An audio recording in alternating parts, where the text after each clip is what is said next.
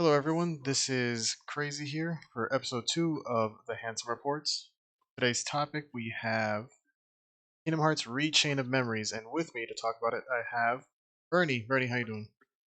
I'm doing pretty good. How are you? Doing all right, man. Happy on this Sunday evening. Missing out on Westworld, but it's all good. I still need to watch Westworld. And There's when a you lot of do, things I still need to watch. we'll do a podcast on it. So, That's true. yeah, The same yeah, way we'll do a podcast when you watch any of those animes I've recommended. same, exactly. More content, am I right? Yep. All right, so let's just get into it. So, Kingdom Hearts Rechain of Memories. Uh, Chain of Memories came out immediately right after Kingdom Hearts. Came out on the Game Boy Advance back in 2003 or 2004, I believe, and works pretty well as a Game Boy Advance game. And then they ported it after KH2, or was it after 58? And I think it was after KH2 but before 358. right, so yeah, well, I say ported, but they just remade the game.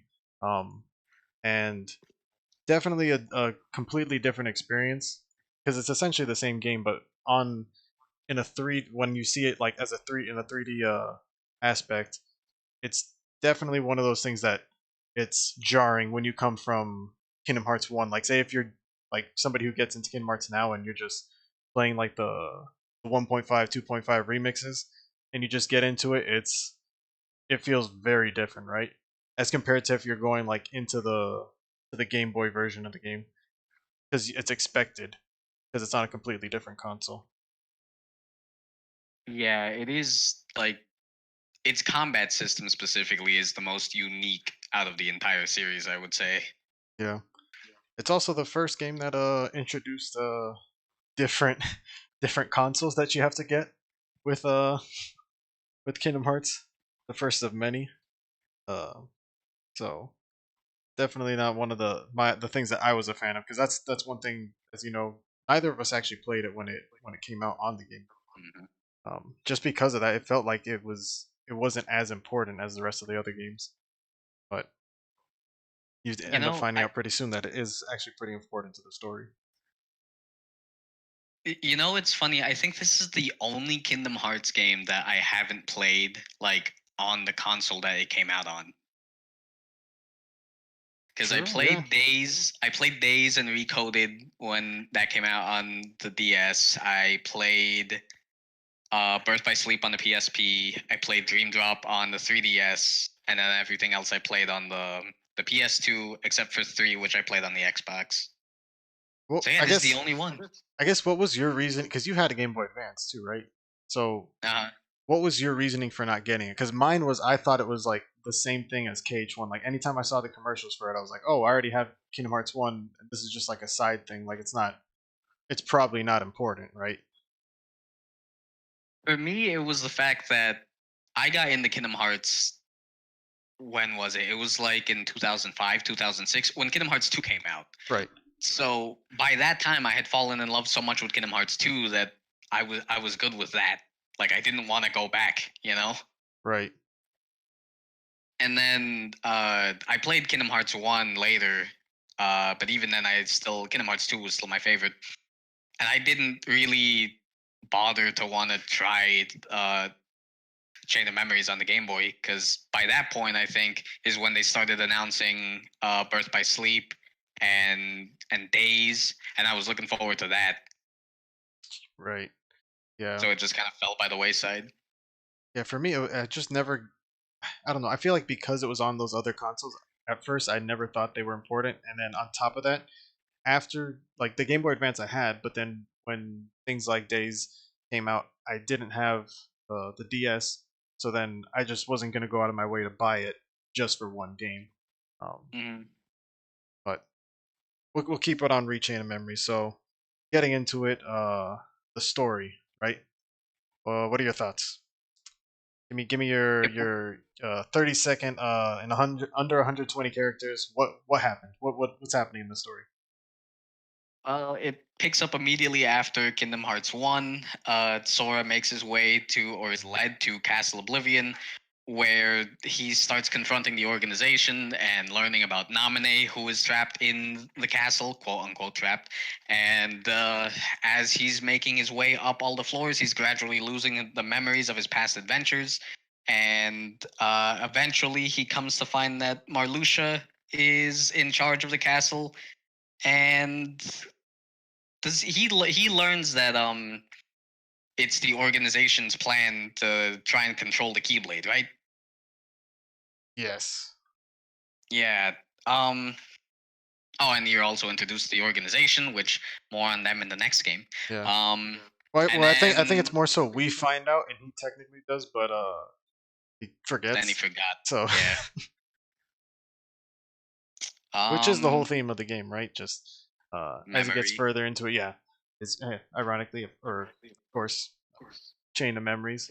Uh, all the memories he has are chained together, and then they just end up becoming more and more fragmented as he gets further into the castle. So it's definitely it's similar to KH1 how we were talking about in that review, where it's a simple plot, right? And it's pretty straightforward. It's a very easy to understand concept, right? Technically all in one location, right?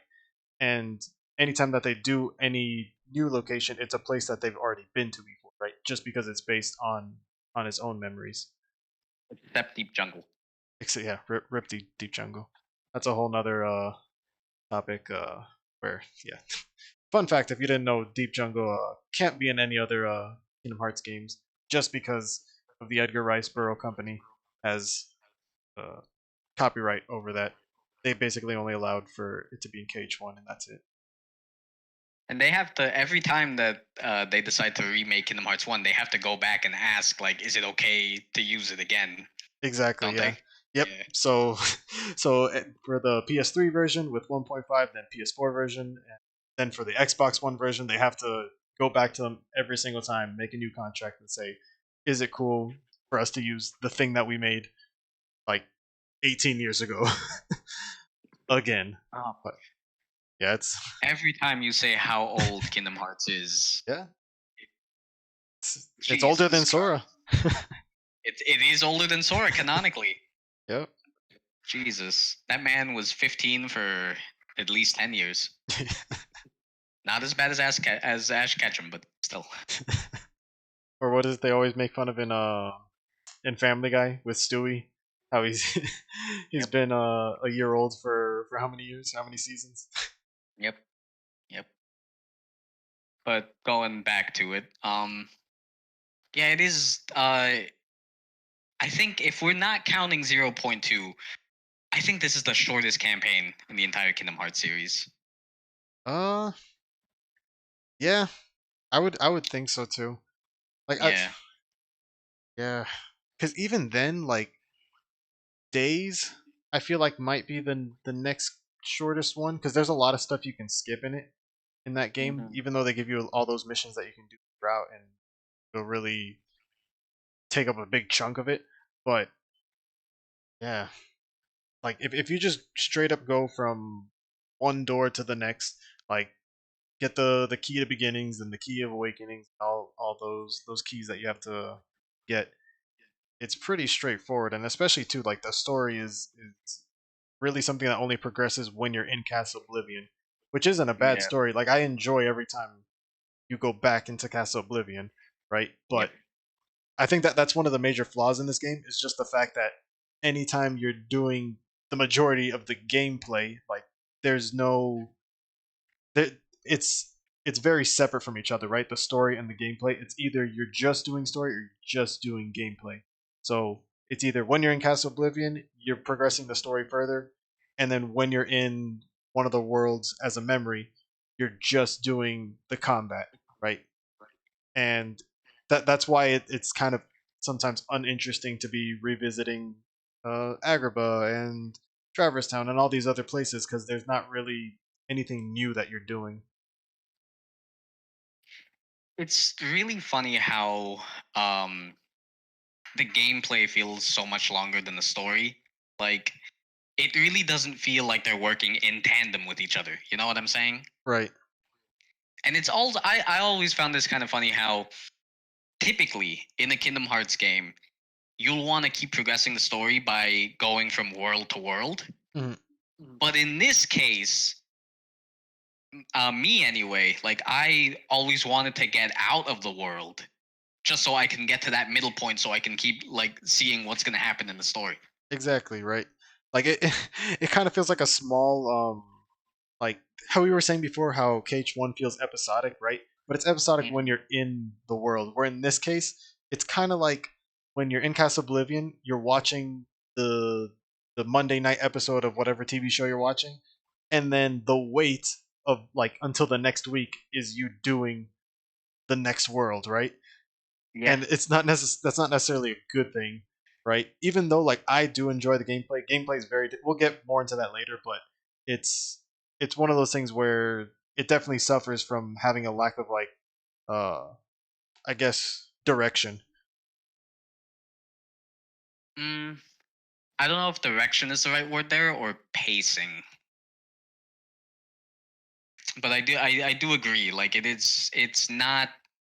They just don't work well together. I don't think. Yeah, exactly. Like And one, it's either one or the other. You're not really getting both at the same time, it feels like. yeah, and one thing that is a major offense is all of the text bubbles that you have to go through in each world. Yeah, that's one Like of those where you get reminded that they kind of it was just a Game made, Boy game. yeah, that it was a Game Boy game and they just made it to just have it on the PlayStation 2 Yep. essentially. Yep.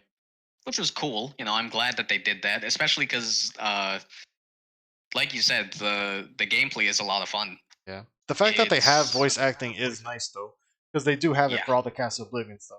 And that that is one thing that I will comment on that uh I always think it's hilarious how uh what's his name? Sora sounds like he just grew 4 years yep, like older even though yep, it only takes place a couple weeks later, but that's because we know that the game came out this version of the game came out after KH2. But yep.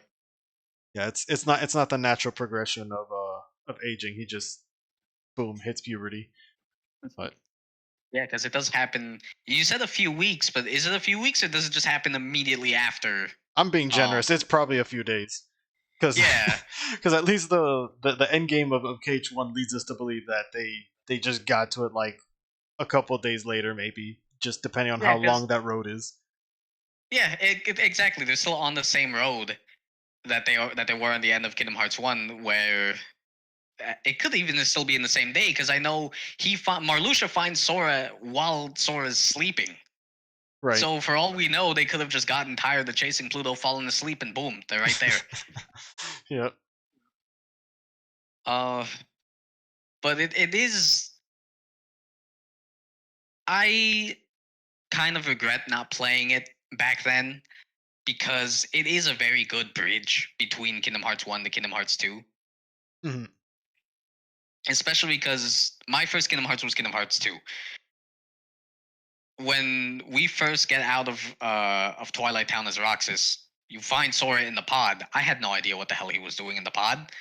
Like I played, Right. I watched you finish Kingdom Hearts One. And there was no pod at the end of Kingdom Hearts One. I was confused. Oh yeah, no, I was in the same boat. Like even some of these other characters that they were introducing, they were just new to me, like Axel, right? And it, just seeing all these people from the organization, that was all new to me. Whereas one of my friends that I had, he had played the Chain of Memories, and he was like, "No, like Axel's part of the organization, and he's this guy," and like he would explain everything to me, and I'm like, "What?" He's like, "Yeah, like we're trying to save Sora. That's why we're Roxas." And I was like, "What? Like when did all this happen?" But yeah, it's it's nice because it is one of the useful, like directly useful side games that they have Hmm. where everything that happens in that story is has a direct effect on the next game, right? It's relevant. Yeah. So I guess getting more into that, right? Like let's get into the nitty gritty of the story, right? So we're introduced to characters like Axel. I think he's probably one of the first people that he does meet, besides Marluxia just leading him to the castle. Um, Yeah.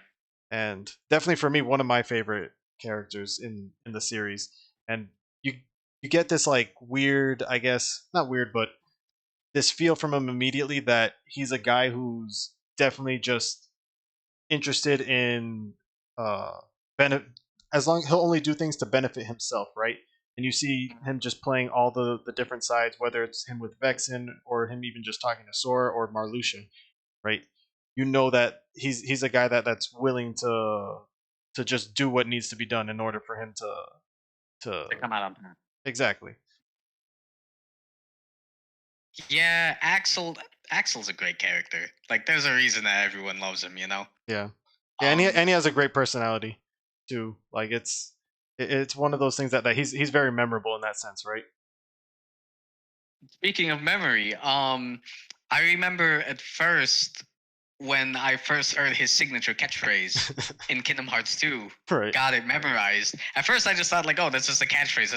It's just something he says. But when I found out that you first meet him in Chain of Memories, where the whole theme is memory, right. I just kind of put two and two together there. Yeah, like that. There's a double meaning to it. Yeah. And not just Axel.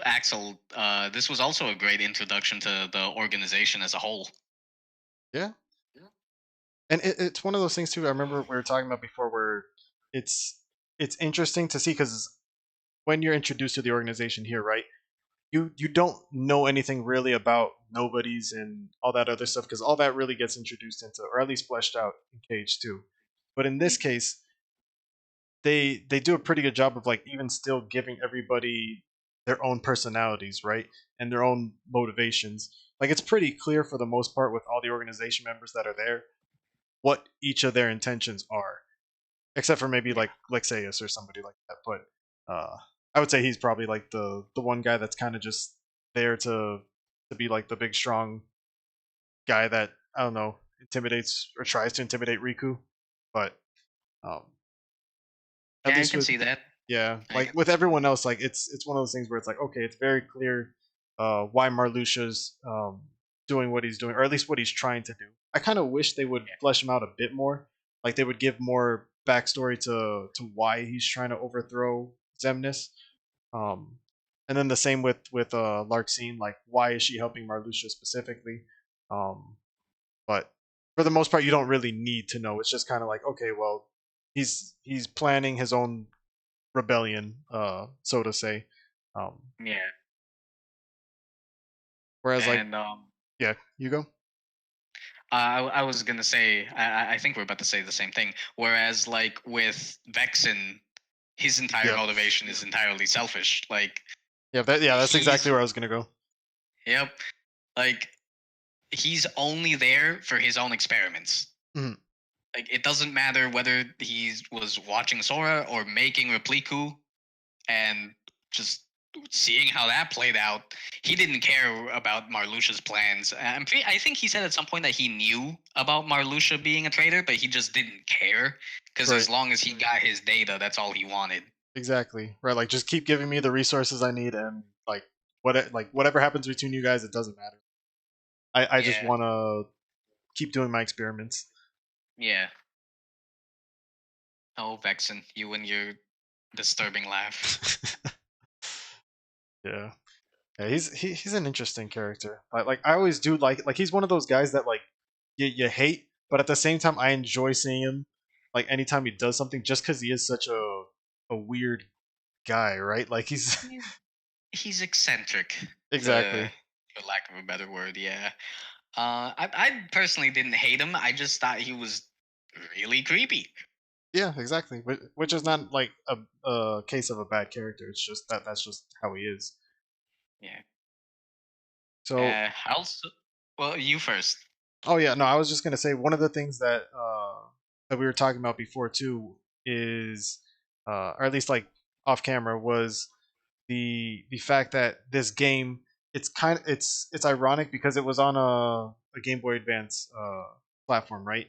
And this kind of does the I guess the role reversal of the Princess in the Castle scenario, right? Like the Mario has to save Peach, where Mhm. it's it's an interesting spin, right? Because it's still the same thing where Sora has to, or he feels he has to save Naminé, but the entire time it's actually Naminé who has to save him from himself, kind of. Yeah, not only that, it kind of turns around from the hero saving a princess to the princess is just bait to capture the hero. Exactly. And Naminé, this game really is her time to shine. Mm, Like she's mentioned a lot in Kingdom Hearts 2, and she's mentioned here and there in pretty much every game since then, except Birth by Sleep. But I really love Naminé personally, even though we only really got to see her like really shine bright in this game. But the fact that she wasn't just like, oh, the stereotypical you have to go save her because that's the plot, like with Kyrie, where she's she's Sora's best friend. You have to save her. Oh no, she doesn't have a heart.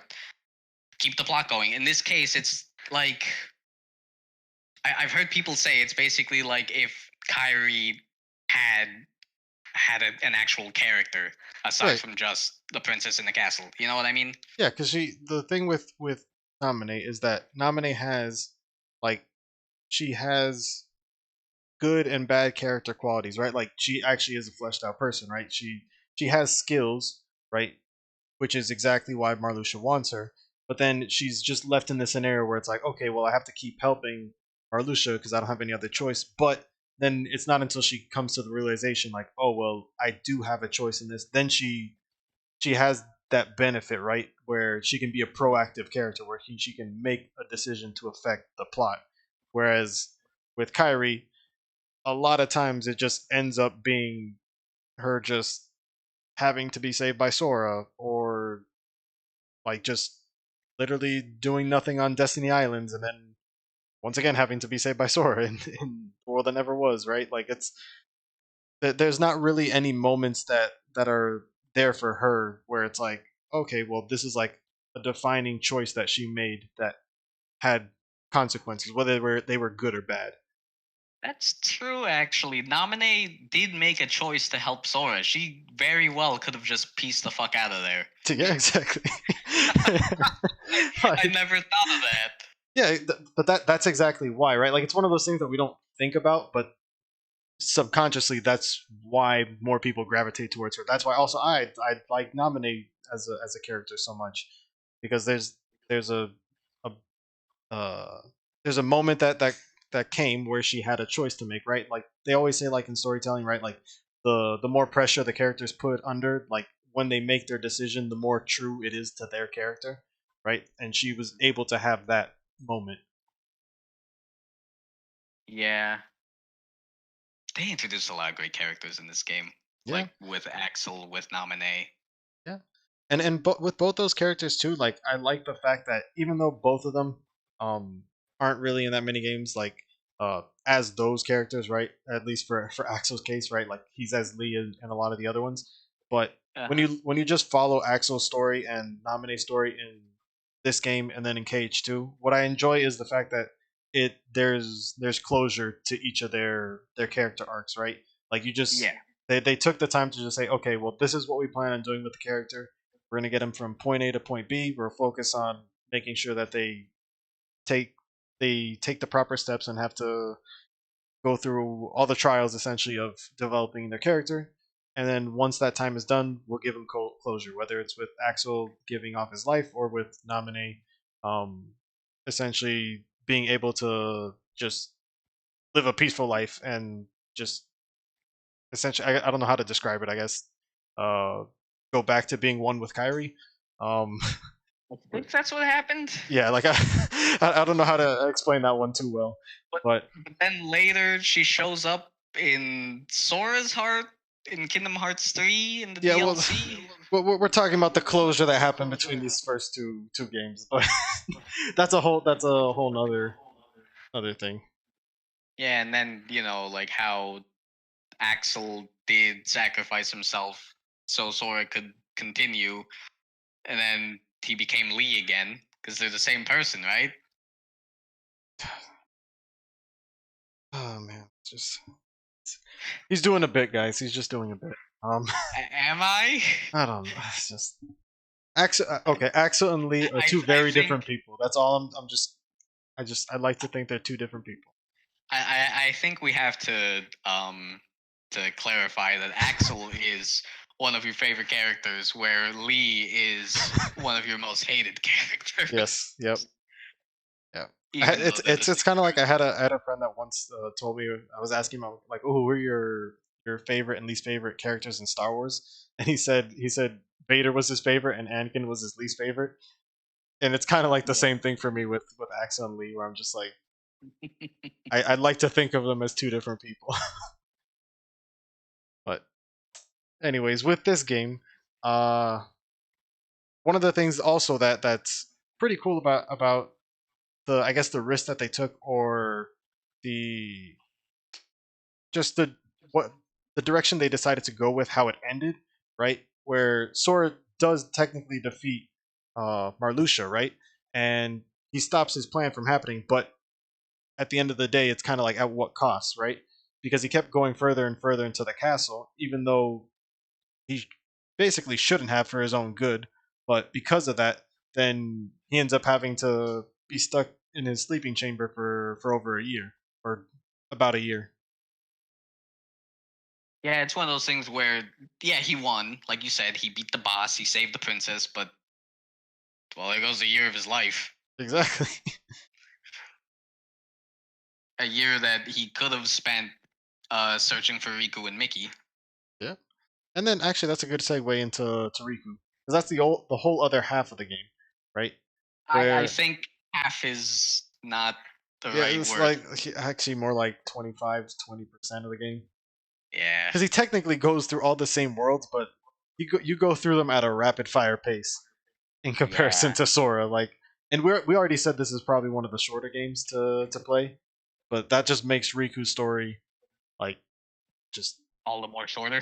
yeah. Yeah, they definitely did treat it like it was its own I guess just Episode. little, yeah, like its own little like bonus story. Um Not necessarily like how I was advertising, at least with 50/50. Another thing that made it seem so much shorter is the fact that the organization members that Riku meets aren't nearly as fleshed out as Marluxia, Axel, and Larxene Right. and Vexen. You know, Yeah. because who does he meet? He meets up with Zexion, Lexius, And Vexen. and Vexen. Yeah. And of those three, Vexen got the most character time. Lexius says maybe 8 words throughout the entire game. One of them being like his grunts of exertion while he's fighting Riku. Right. And Zexion, I don't know. He tells Riku that he's afraid of the dark. Then Riku says no, and then Zexion dies. That's pretty much how that fight went down, and that was it. Like, why were they there? Because they had orders. That's it. They Yep. were bosses. Yeah, they Nothing were more, just nothing they were less. just doing their job. Yeah. Uh, Yeah. but Repliku though, him meeting Repliku was a nice little treat. Yeah, I wish they would have like I guess done more on that, or at least like how you're basically alluding to, just fleshed out the other characters more, and had Hmm. I guess it would have been nice if they just gave them more to do, and more gave Riku more of a challenge, right? Like mentally, because it all feels kind of the same every single time. It's just like, oh well, you don't want to use the darkness. Oh well, don't use the dark. Like it's there's not really too much depth to, especially when he's talking to like Lexaeus and Fucking Zexion. Like, like when you look at how at the conflict that Sora had to go through, he has Marluxia as the final boss. Who no, he has Naminé, and then later, oh, he has this grand plan. We can't let him go through with it. We have Larxene, who is constantly goading him into going deeper and deeper and deeper into the castle. And then we have Axel, who well, he's playing all sides, but he's still doing his part in pushing Sora further along. But then on the other side, with Riku, his main conflict isn't with the organization, it's with the piece of Ansem that's still inside of him. Right. So every time that he runs into an organization member, it doesn't so much as feel as though he's confronting something. It feels like he has to sweep something away so he can get back to the real issue, you know? Mhm. And it's Zexion and Lexia suffer because of that, because that's all they are at that point. They're just a little a little rock in the middle of a road that he just kicks to the side, and then Exactly. back to Ansem.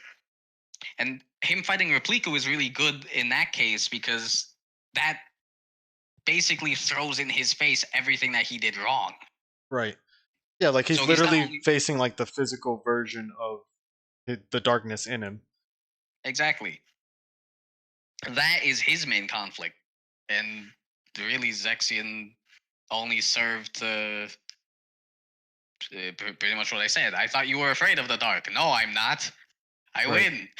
Yeah. It's one of those things where at least it just feels like it's just the very beginning of showing his road to redemption, right? Like his Yeah. it doesn't give you the whole thing. It's just like, okay, well, this is him starting to think about it, and you're getting more of his point of view from it, right? Because like KH1 is basically like him just messing up like the Hmm. entire time, and then at the end just realizing like, oh, okay, well, I did mess up, and then now it's kind of like, okay, I need to start taking the steps to improve on that. Yeah. With Mickey's help. Yeah, with Mickey's help. Oh, Diz was also introduced in his story too. Ah, true. Yeah, Almost forgot about him. he shows up only a couple times though, right? Or Yeah, I trying to think he remember. shows up maybe in like 2 or 3 cutscenes. Yeah. One of those being the credits. But he's it's still interesting how he kind of acts as a I don't want to say mentor, but he does definitely kind of nudge Riku in the right direction every now and then. Right. Yeah. Riku also had a choice at the end, because Namine offered to put him in the sleeping pod and then she'd get rid of Ansem entirely. Mhm. But he said, "No, I'm gonna deal with this on my own way," Exactly. and then he left to go deal with it, Right. and he Uh, became stronger because of that. yeah, I definitely appreciate that because it's one of those things where it's not. It wouldn't actually be. It wouldn't feel reward like it wouldn't have felt earned if he just was like, okay, well, I can just get rid of him by doing this one thing, right? Like it's something that has to come within him. Yeah, yeah, and even later he has to learn that it's not just about rejecting him; he has to embrace him, Right. or he gets his ass kicked by Roxas. Good times, good times. Yep. Um. Um, So, I'm trying to think if there's anything else really with like the story in general, uh, that we can get into before going into gameplay. the only other thing I can think of is the fact that typically, when it comes to Kingdom Hearts games, the Disney worlds don't matter as much in the overall plot. Mhm. But in this case, this is like the shining example of I cannot care for what's going on in these rooms. Yeah, I could see that because there's not really like even a lot of moments that you'll. There's no moments where you look back at it and you're like, oh yeah, well like Sora had this like revelation or something in Olympus or wherever. Like it's kind of just like all the stuff that happens is in Castle Oblivion, right? So you don't associate any story beats with the Disney worlds, right? So it just ends up suffering to me more because of that. Yeah, yeah, I agree with that. Yeah.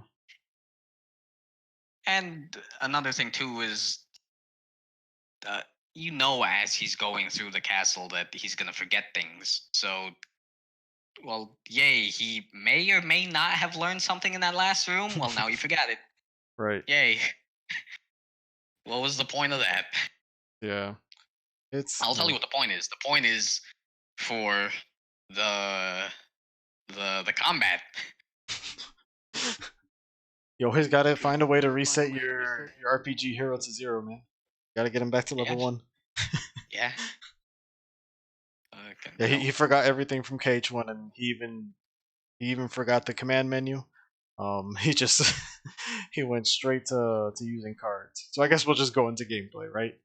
Um, Really quick, I just want to say it is amazing how like he walked in the castle. They're literally in the lobby. They took maybe 5 steps from the front door, and he forgot everything. He lost all his keyblades. Like I'm amazed he didn't forget his own name. And then how slowly like his memory starts going from there. Like it's just how should I put this? It's like remember that episode of SpongeBob where he forgot everything except fine dining and breathing? right? Pretty much that is what I feel should have happened to Sora if he supposedly forgot everything as soon as he walked through those doors, you Right. know? He just starts losing his mind. Exactly. But instead it's just, oh, you forgot all the mechanics. You still remember everything else. Yep. And then also he forgets his common sense because then he keeps going further and further. He forgets his common sense in Dream Drop Distance. Yeah, It's not. Uh, we'll that's get in 5 episodes. there. We'll get there. Yeah. Anyway, the cards. We like this franchise. I promise. Just but I'm not gonna lie either. There's sometimes, man. Listen, Kingdom Hearts is one of those things where you love it so much that you cannot ignore its flaws, you know? Yeah, exactly. You just accept it. That's what true love is. That's what marriage is, kids.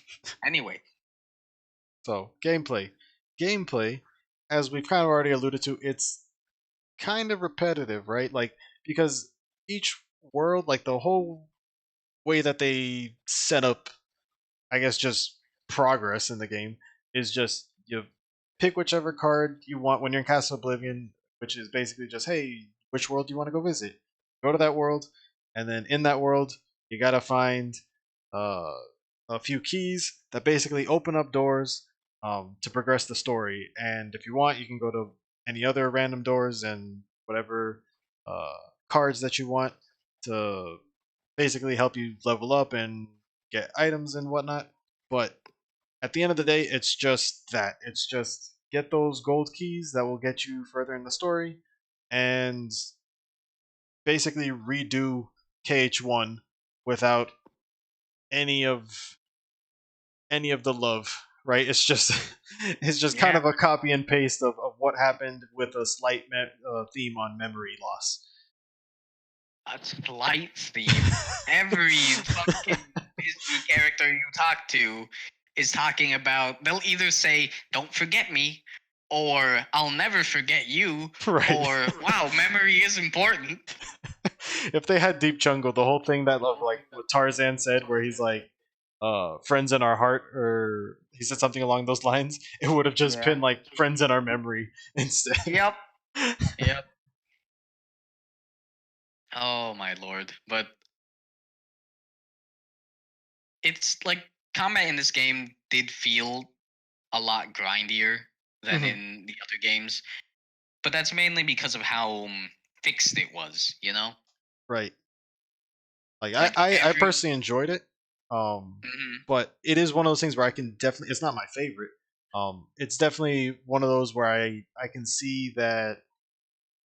Yeah, like you have to basically in order to get different combos and stuff, you just have to grind, but it's a weird kind of grind, right? Like it's not like, oh, I need to get to level 20 and then I'll get a combo finisher plus or something. It's like, well, I need to get these three combinations of cards and then I'll have this one combo and then I need to do that again if I want to have another set, right? And you just have to keep doing that if you want to be able to use it more than just once in the battle. Yep. You really had to learn the combat system in and out if you were gonna be really successful with it. Right. Like to me, it's one of those things where like I like the reason why I enjoyed it is because it has more strategy in it, right? Like it's more like you're playing like a game of chess where it's you having to think about, okay, well, if I get these three combinations of cards and then these next three, then I can be able to attack this guy this way, right? And then especially too, this is another game where they do a lot of emphasis on the elements, right? Like whichever element you use will either greatly damage or heal the guy that you're fighting, right? Like if you're fighting Axel and you hit him with a triple, like a Firaga, then you're gonna end up just healing him with like a bar of health. But if you hit him with a triple Blizzard, then the opposite effect, right? Yeah, you hit them for double damage. Mhm. Yeah, you definitely need to. You have to plan your moves in advance when you're making a deck in this game, which Yep. is that's cool. Like you said, it's strategic. It's kind of like, how should I put this? It's kind of like a weird combination between like the normal like action RPG fights from Kingdom Hearts and like a turn-based combat system like in the older Final Fantasies. Right. Yeah. It's like the bare bones of it. Like one of the Yeah. first attempts at it, or like one of the more. It's definitely a unique attempt at it. It's not like nowadays when you get something like FF7 remake, right? Where I think that there they've really been able to optimize it a lot uh, Mhm. during that time. Obviously, it's been so many years, but yeah, it's just that idea, like you're saying, where it's like, okay, well, we want to still have that heavy amount of strategy when you're fighting these guys, but still have that real time, uh, uh, I guess, fighting style, or fight or combat style. Yeah. You know, didn't they also have a lot of uh like treasure room cards in the game too? They ha- it wasn't a lot, if I remember correctly. It's just one treasure room. Like so, you have in each world, if you use just a normal treasure card in a room, you would end up getting like a unique treasure for that world. But if you use a treasure card again in another room, then you end up getting just like a much lower tier item, right? But Mhm. each world also had their secret uh, room that you could go to. And it's not really secret, but it's just like the special room that you can go into that you just need a really good card for, or a really rare Mhm. card for. And with each of those, I believe if you were essentially able to get all the treasures in there, or at least most of them, then you would get the ultimate weapon card for that. But there's not really like there's not really that much motivation to go and do those, because each of those treasures that you get are so far and few between that you're you're not really motivated to do anything, especially because it's not um like in KH1, right? Like if you do the trinities, then the first time they show it to you, they say, hey, here you go, if you do the trinity you get a reward. And then you're like, okay, cool. Then you do the blue trinity first and you feel good because you get that reward. And then when you go later to a green trinity, it's like, oh well, you need to unlock that. So you're like, okay, well, when I unlock it, I'm going to come back here and get that because I like that feeling, right? But in this Mhm. game they never really give you that, like, oh well, here's a few tastes of getting a reward, and then you're gonna want to keep collecting, keep doing it, because they never established that well, and you're just kind of like, okay, well, each world only has one treasure, and if I'm able to make it all the way to the end of the game without any of these treasures, then what's the point? Mhm. Yeah, it's funny how you bring up motivation because I remember Kingdom Hearts 1, one of its greatest points was exploration Right. in each of its worlds. That motivated you to want to look for every treasure in every world. But there is no exploration in this game, Yep. or They're at they're least all the rooms are all what you make them. It's whatever card you yeah, put in it that changes the appearance, but it's not like there's nothing unique about each world that you're going to. yeah. Like maybe, oh, there's a barrel to the left. Let's use this other card. Oh, now it's to the right. Yep. It's still a box, and there's still only like two or three enemies in there. Yeah, the It just problem the problem is that, like, no matter which world you go to, all the rooms are designed exactly the same. They just essentially have a different skin on it, right? Like yep. if you put a Moogle card, the Moogle room is going to look exactly the same, except it's gonna have Atlantica stuff on the back, or it's gonna have Agrabah stuff on the back, and that gets old real quick, right? Yeah. Yeah. It just turns into this weird grind of walking through rooms. Yep.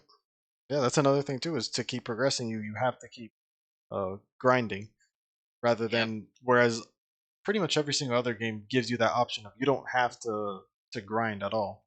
If you want to Yeah. just keep going forward, you can just keep going to the next story point. You might be under leveled, but you have that option. Mm-hmm.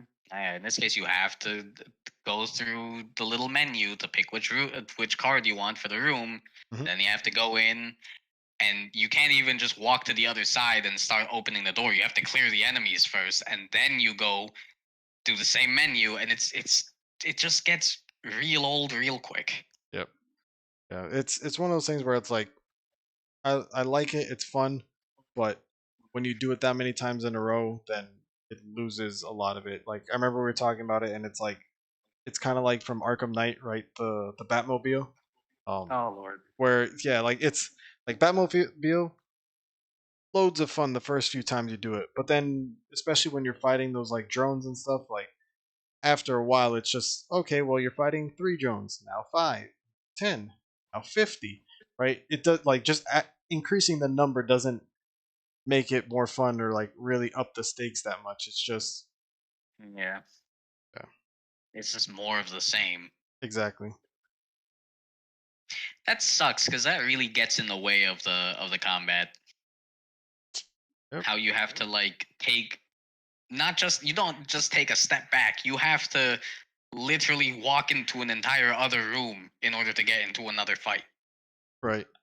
And I think that's one of those things. Even like that, that's just like the normal heartless combat, right? But then even like when you fight the bosses, bosses are probably the more fun aspect in comparison. But at the same time, it's kind of just like you're just crunching numbers at the end of the day, right? It's Yeah. you're constantly looking at like, okay, if I'm fighting Ursula, right, then and she has this one move, then I just need to basically wait and then use the zero card, and then I'm gonna do this, right? And it's like I said, I like it. It's fun, but the problem is it literally applies to every single boss, right? Hmm. So there's not too much of a difference in that aspect between when you're fighting an Ursula or a Jafar or a whoever, or Oogie Boogie, but they all have the same thing. It's like okay, my numbers for cards compared to their numbers on their cards, and then All right. that's it, Yeah. right?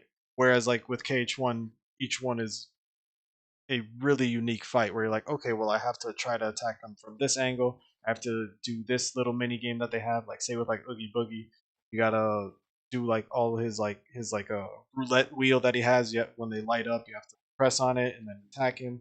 Things like that. But in this case, there's not really um, too much. Variation. Yeah, it's not too much variation. It's just like okay, they still have some of those elements, but you're still approaching it exactly the same every time. It's just based on your deck that you have. Yeah, it's like you said before. It is just number crunching. It kind of feels like when you play D and you're just rolling to see like, oh, am I gonna have more attack than that guy's defense? Except this isn't D&D. This is a video game. A computer is supposed to figure that out for me Right. when I play these things. Why am I doing it? You know? Yeah. Yeah. It's one And of those again, things where it's it still gives you enough to where you're like, okay, this is a skill. hmm Because you still have like you're still in control of which cards you use, but yeah, it takes away from the it basically slows down the game a bit. I think. yeah, yeah, and again, the fact that you have to the way that you quote unquote explore in this game makes it feel even more slow. You know, Right. because if you could move from fight to fight to fight like that, I would have liked them a lot better. You know? Mhm. Yeah, definitely. Yeah, and then also just going off of that, I know with Sora's, I like the combat with Sora because you get to customize him because you get to think like, okay, well, like Ah, yes, yes. I know I'm gonna be facing Hades, so I'm gonna use my Blizzard deck or I'm gonna use this, right? So there is that strategy that goes into it, and then obviously the fight is what it is. But when you play as Riku, Riku is just I don't know why they thought it was a good idea to basically. This is also why his story is so short. Is you don't customize anything. You're just given a brand new deck for that world every time you go into a new world. So you're just Hmm. stuck with that like its own default settings. So it just takes out the aspect of the combat that I found interesting, right? So it was just like, okay, well, like in a sense, it's like, okay, you're literally deal with the hand that you're given, right? But it's also like, well, now there's not like that. I guess what would be the way of saying it? There's not your own personal touch to it, right? Hmm. Yeah, you can't customize it. You can't play the game how you want. You have to play the game the way that uh the only way you can. Yeah. Plus, he didn't have that many abilities or anything. Like He it was had it was dark fire mostly yeah, it was mostly just try to get his dark form out, and again. Yeah. that was and then you would be able to basically wreck from there. But Yeah, you just go in the dark form, then you win. That was the press triangle and you win of that game. yeah, Oh Lord. But again, like it's not bad. It's just how many times we have to do it, and with all the weird pauses in the middle, and without the constant pull of the story to keep us going, it really takes away from it. yeah, and I think it really suffers from at least when you play it on the PlayStation or just on console. It suffers because it's such an oddly paced game. Whereas like when you Mhm. play it on the Game Boy Advance, it makes sense, right? Like Yeah. it's as good as it really could be on Yeah. that platform. So that's part of the reason why like I'm not even like too hard on it because they just essentially made it the same exact game just in 3D. Yeah. I want to find my Game Boy and find a copy of Chain of Memories now. Yeah, you can even do like just emulators. I know that That would be a there's super tons of people idea. that have that. So Yeah. yeah. So anything else that you think of? I think that that'll probably be just about it to wrap it up. Yeah, I can't think of anything else. It's pretty short, not that sweet, but it's not bad. Yeah, definitely recommend to try it, but not one of those things that you have too high of expectations of going into it. I think you should try it if you want to, but know what you're getting yourself into. Like know Yeah, whether you actually want to play the game or if you want to watch a let's play or even just a cutscene movie on YouTube. yeah. I think that's probably like unless you're really into the combat, I would Mhm. say just getting the story because I think the story is pretty good. Like if you just Yeah. take all the Cast Oblivion stuff and just watch them in a row, take a couple hours, then it's a Get nice little movie. get some popcorn. Yep. Yeah. So I guess since that wraps things up, then just some plugs, right? If you're watching here on Twitch or on YouTube, basically go to the if you want go to the other platforms if you want to see us do any more. Right, we're gonna be working on some videos. Uh, Also working on trying to uh, do some more streaming for you every weekend. Typically Saturday, Sunday, we'll be streaming our podcast. And then if you want also more updates on when we go live, follow us or on Twitch or on Twitter. So that'll be the Handsome Reports on YouTube and Twitch, and on Twitter, Handsome Report. Uh, and yeah, anything else from you, Bernie? Nah, that about covers it. All right.